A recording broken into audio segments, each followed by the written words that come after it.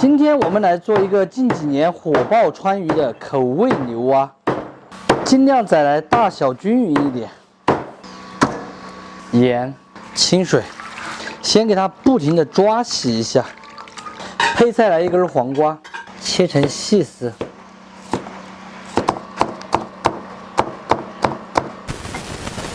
青红椒切一下后炸碎。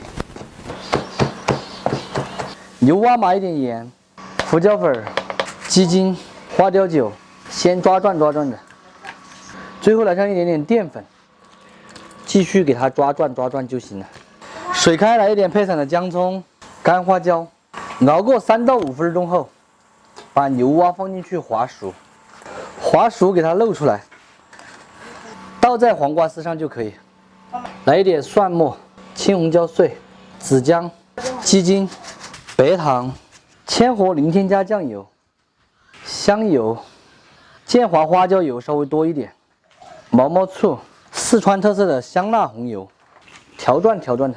四川人做菜一定都离不开这个花椒油哈。今天我用的这一款呢，就是建华花椒油，它是选用汉源鲜花椒炼制的，没有任何的添加剂以及防腐剂等等，老少皆宜哈。这样子的一个大瓶是500毫升，基本上够咱们家里面用个大半年的量了。现在搞活动也特别的划算。喜欢我同款花椒油的朋友，点视频下方链接直接去购买就可以了。它的用途呢是特别的多哈，像平时炒菜、烧菜、起锅前给它来上一点，整道菜的香味口感都会提升很多。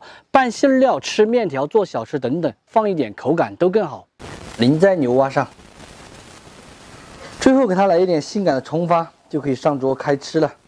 看起来就食欲满满的。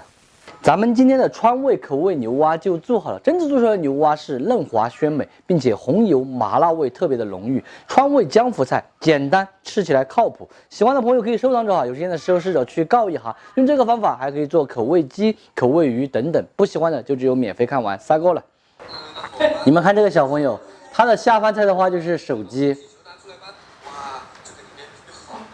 每天一吃饭他就要看手机。 还从来没吃过这种味型的，好吃。看嘛就晓得好吃。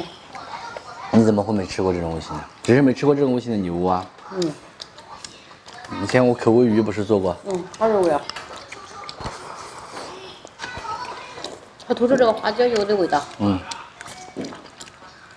花椒油、红油、香油3种油，好吃的不得了。但是啊，屏幕前的朋友们都流口水了。